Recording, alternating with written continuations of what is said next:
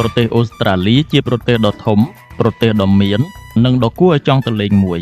តើបងប្អូនបានដឹងអ្វីខ្លះពីប្រទេសអូស្ត្រាលីទាំងនេះជារឿងទាំង40យ៉ាងអំពីប្រទេសអូស្ត្រាលី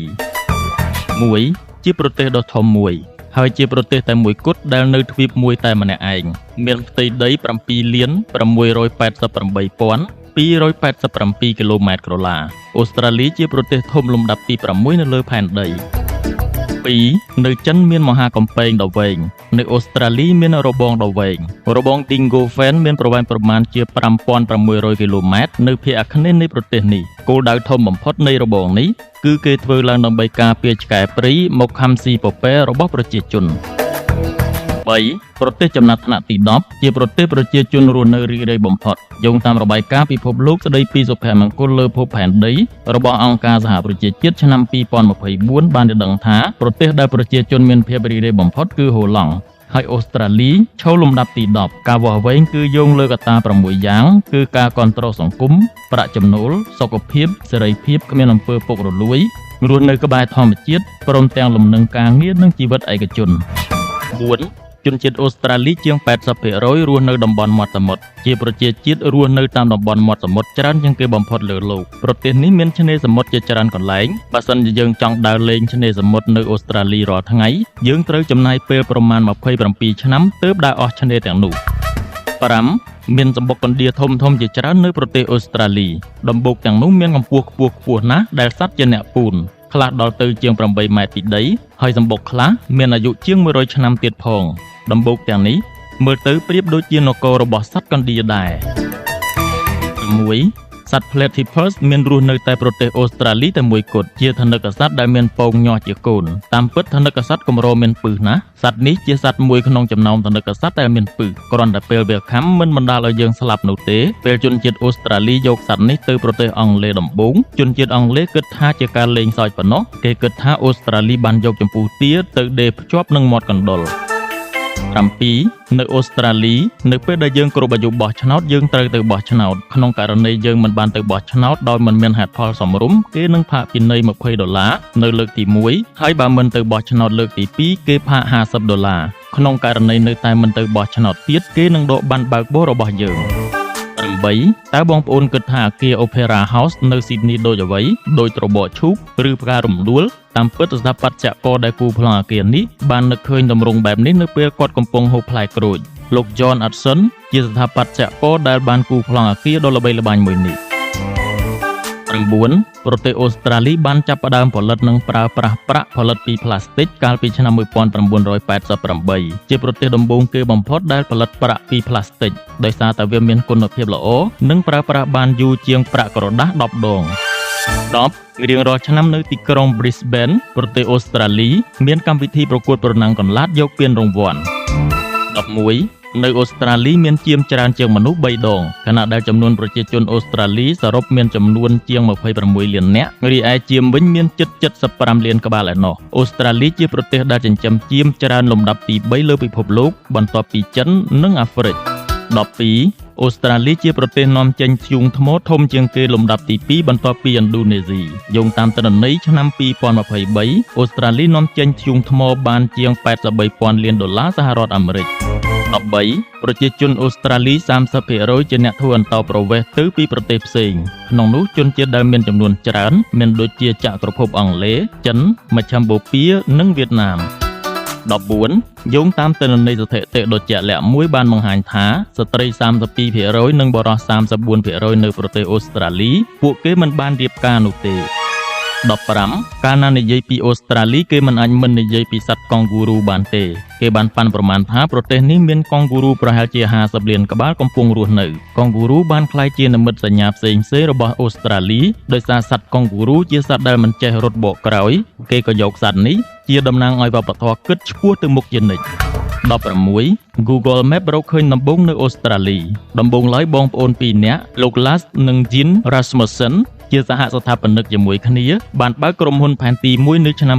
2003ដោយដាក់ឈ្មោះថា Vertu Technologies ហើយមួយឆ្នាំក្រោយមកពួកគាត់បានលក់ក្រុមហ៊ុននេះទៅឲ្យក្រុមហ៊ុន Google ដែលក្រោយមក Google បានប្ដូរទៅជា Google Map 17 Wi-Fi ឬបណ្ដាញអ៊ីនធឺណិតឥតខ្សែត្រូវបានបង្កើតឡើងនៅឆ្នាំ 1990 ដោយក្រុមការងារជនជាតិអូស្ត្រាលីដូចជាលោក John O'Sullivan, Terence Percival, Graham Daniel, Dadsum Ostry និងលោក John Dean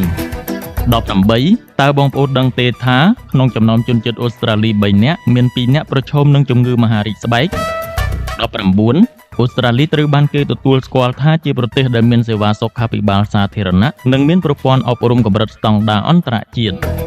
20 ថ្មប៉ប្រះទឹក Great Barrier Reef នៅតំបន់ឆ្នេរភាគឦសាននៃប្រទេសអូស្ត្រាលីជាថ្មប៉ប្រះទឹកដ៏ធំបំផុតលើផែនដីវាជាជម្រកត្រីជាង 1500 ប្រភេទ 21ល្បែងគប់ស្បែកជើងនៅថ្ងៃទី 24 ខែមករាជារៀងរាល់ឆ្នាំនៅអូស្ត្រាលីគេមានរៀបចំការប្រកួតមួយដោយអ្នកចូលរួមត្រូវឈរឲ្យចំគំនូសដែលគេគូសហើយគប់ស្បែកជើងឲ្យបានឆ្ងាយតាមលទ្ធភាពដែលអាចទៅរួចអ្នកឈ្នះជាអ្នកដែលគប់ស្បែកជើងបានឆ្ងាយជាងគេស្រដៀងនៅកម្ពុជាយើងដែរគ្រាន់តែនៅកម្ពុជាគេគប់ឲ្យចំរបស់ដាក់ក្នុងវង់នៅអូស្ត្រាលីគេគប់ឲ្យបានឆ្ងាយ 22កាលណាគេនិយាយពីសត្វអូតគេគិតទៅដល់តំបន់វាលខ្សាច់ឬប្រទេសអេស៊ីបឬនៅតំបន់មជ្ឈមបូព៌ាជាដើមជាក់ស្ដែងប្រទេសដែលសម្បូរសត្វអូតបំផុតគឺនៅអូស្ត្រាលីឯណោះទេប្រទេសនេះមានសត្វអូតជាង 1 លានក្បាល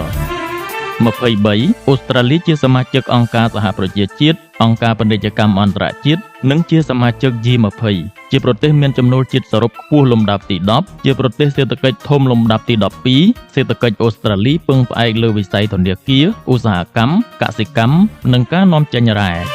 24កោះ Tasmania ត្រូវបានគេចាត់ទុកជាកន្លែងដែលមានខ្យល់អាកាសបរិសុទ្ធបំផុតនៅលើផែនដី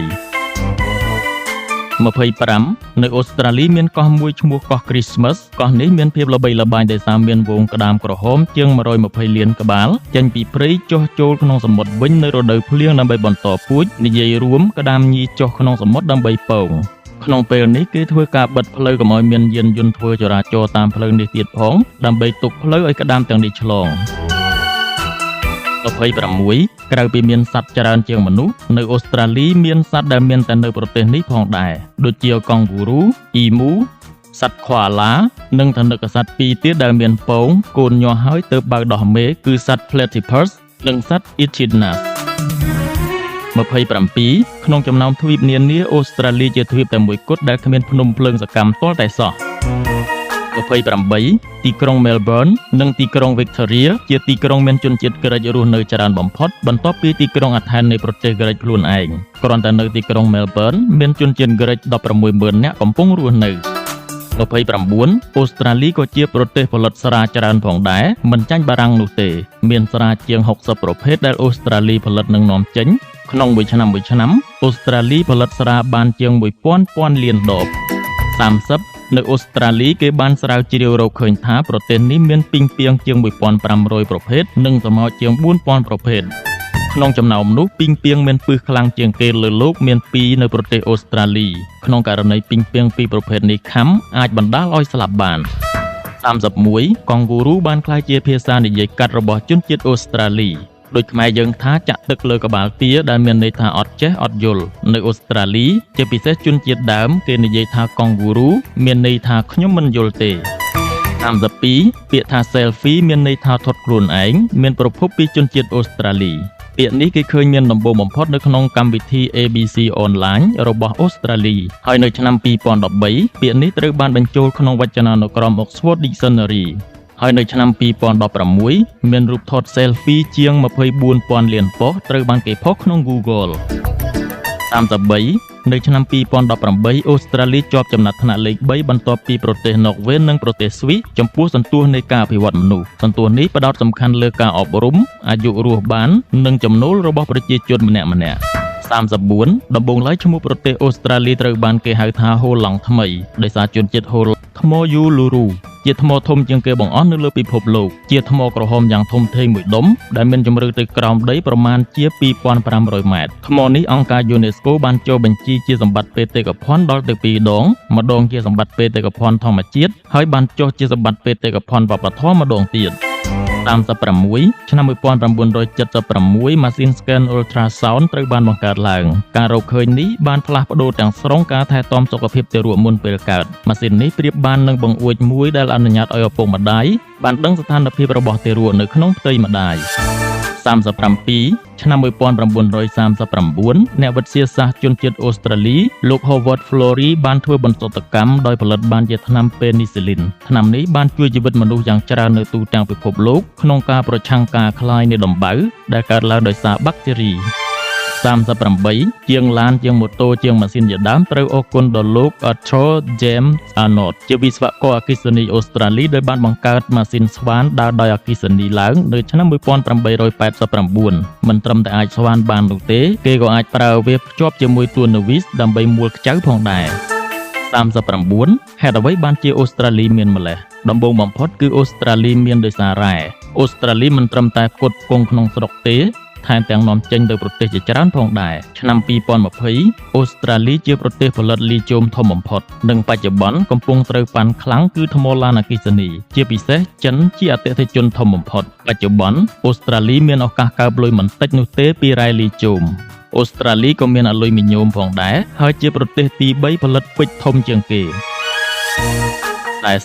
ប្រជាជនតិចដីធំក៏ជាអំណោយផលផងដែរដល់អូស្ត្រាលីធ្វើកសិកម្មផ្ទៃដីដ៏ធំធេងយ៉ាងនេះអូស្ត្រាលីបង្កើនការដាំដុះចិញ្ចឹមសត្វរាប់លានក្បាលនាំចេញធំជាងគេលើពិភពលោកផងដែរគឺមានដោយសារកសិកម្មដែរមួយទៀតការនាំចេញរបស់អូស្ត្រាលីមានទំហំ $500,000 លានសហរដ្ឋអាមេរិកមួយវិញទៀតគោលនយោបាយអន្តោប្រវេសន៍របស់អូស្ត្រាលីអាចមានការបន្ធូរបន្ថយពេលប្រទេសនេះត្រូវការអ្នកជំនាញជាន់ខ្ពស់មកធ្វើការដោយរៀបចំកម្មវិធីដើម្បីទាក់ទាញអ្នកទាំងនោះឲ្យចូលទៅធ្វើការនៅប្រទេសនេះផងដែរ